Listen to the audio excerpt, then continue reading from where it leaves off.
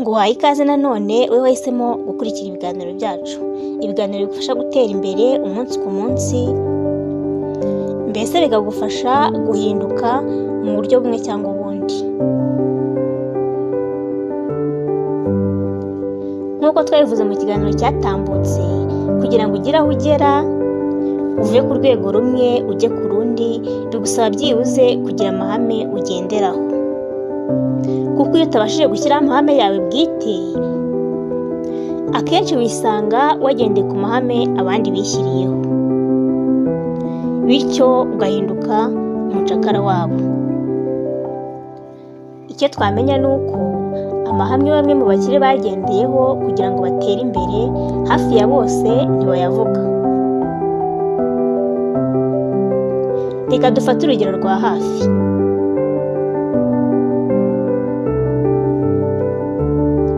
Benshi mu bari kumva iki kiganiro mufite abakoresha, abo twakwita ababosi banyu. Ese haba hari ubwo bosi wawe yigeze akubwira ibanga yakoresheje kugira ngo agere kuri ibyo byose? Nubwo yaba hari, ndabizi ko atakubwira byose,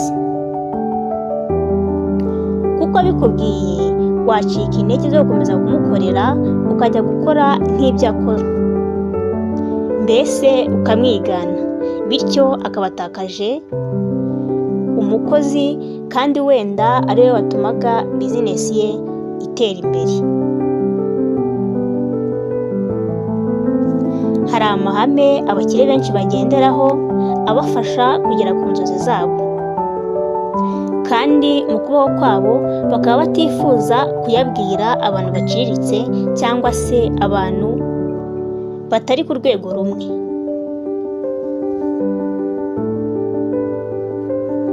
Niba nawe wifuza kumenya amahame abakire batifuza ko abakene bamenya, ndakurarikira kuza kubana natwe kugeza ku musozo w'iki kiganiro.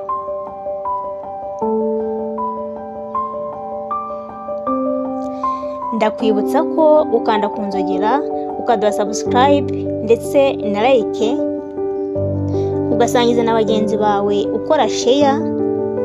Waba hari n'icyo wifuza kutubwira ukakinyuza muri komenti. Ibyo ngibyo byose biba ari umusanzu ukomeye uduhaye. Nk'ibisanzwe mugiye kubana nanjye Bayizere Colette. Ikaze mu kiganiro. Reka duhere ku ibanga rya mbere abakire batifuza ko abakene batamenya, cyangwa se abaciriritse batamenya.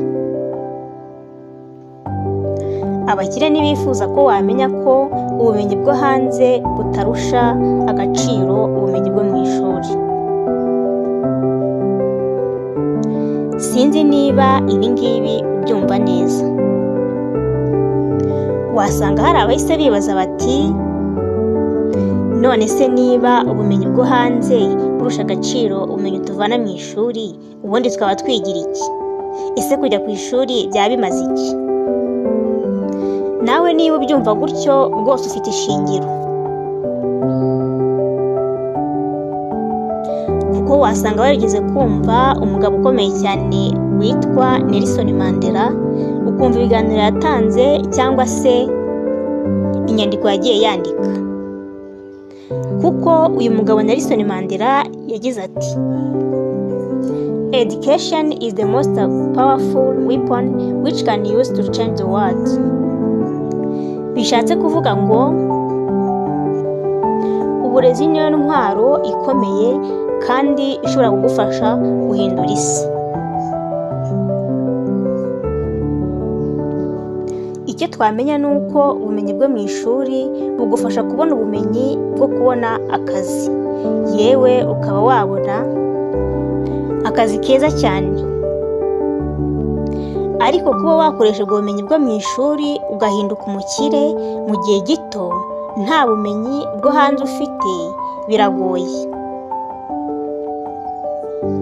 Ahangaha icyo abakire bakora, bafata bwa bumenyi bavanye mu ishuri bakabukoresha mu bumenyi basanganwe, mbese bwa bumenyi bakuye hanze. Ibi ngibi bibafasha kugera ku nzozi zabo byihuse. Ariko wowe ufite ubumenyi bwo mu ishuri gusa ntabwo bizakorohera kugera ku rwego nk'urwabo. Nibyo koko urahembwa, yewe ukanumva n'amafaranga menshi,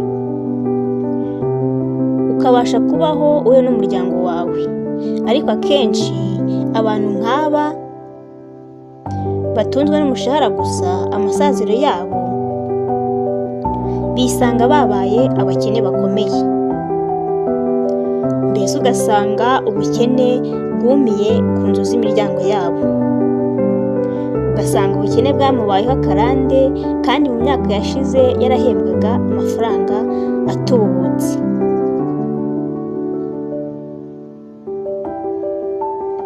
Ibanga rya kabiri abakire batifuza ko wamenya ni uko bigoye no kuba wakizwa n'umushahara wawe.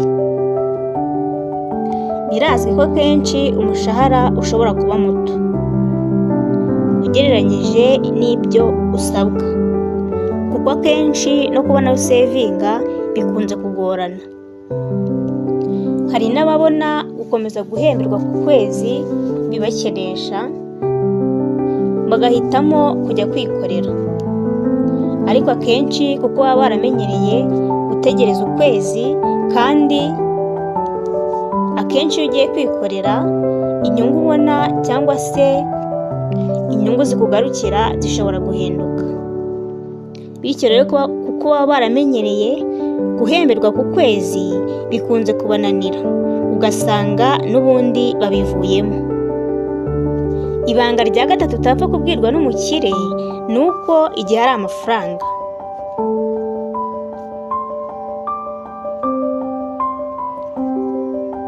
Muri iyi minsi iri jambo dukunze kuryumva, aho usanga buri wese avuga ati time is money, cyangwa se igihe ni amafaranga. Ndizera ahangaha muri bubyumve neza.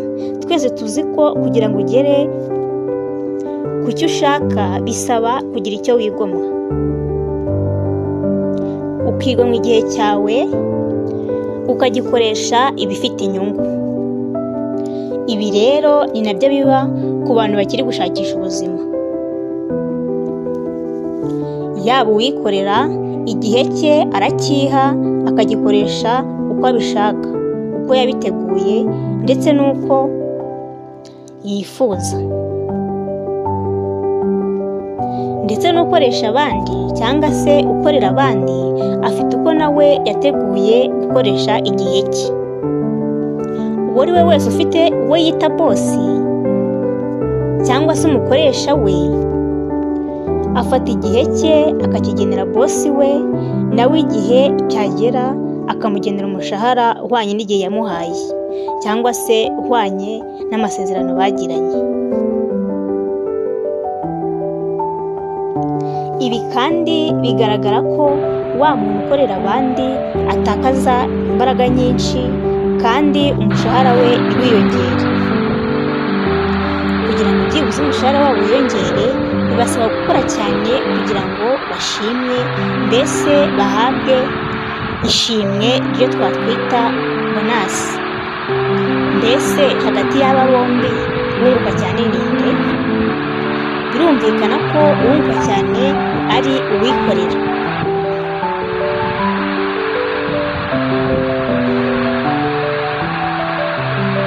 Ibanga rya kane utabwirwa n'abakire ni uko kwizigama bishobora guhindura ubuzima. Iyi ngingo ni nziza cyane, ariko abayumva ni bakeya. Impamvu nta yindi ni uko biterwa n'umushahara babona, bikaba bibagora kubonamo ibibatunga ngo babone n'ayo bizigama. Icyo nakubwira cyo ni uko niba nawe wumva ko amafaranga uhembwa utabasha kubona ayo wizigamaho, ntabwo ari byo rwose. Yego wabyumvise neza, ntabwo ari byo. Kuko niba wibuka neza mu kiganiro cyatambutse kikanyura kuri iyi channel yitwa Ibanga Official, twabivuzeho neza rwose. Icyo kiganiro cyitwaga inama zagufasha guhindura ubuzima. Twavuze ko umushahara wawe ubonye uko waba ungana kose ugomba kubanza ukihemba 10%, ubundi ugakoresha 90% asigaye mu byo ukenera byose mu buzima bwawe buri munsi. Niba uri mushyashya cyangwa se ukaba waracikanywe no kumva icyo kiganiro, wagisanga kuri iyi channel, kandi niba uri mushya ndagushishikariza gukora subscribe kugira ngo utazajya ucikwa n'ibiganiro binyuzwa kuri Ibanga Official.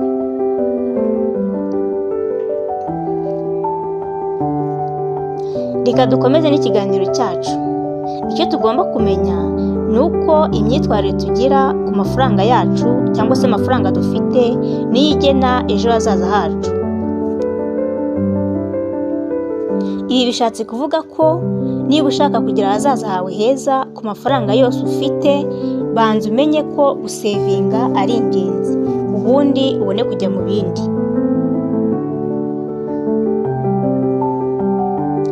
Iri hame abakire bararyumva cyane, bazi neza ko gusevinga ari ingenzi kuko bituma babona amafaranga yo gushyira mu ishoramari ryabo. Ibi rero biragoye kubyumva, kandi biranagoye cyane kumva abakire babwira abakene iri hame, kuko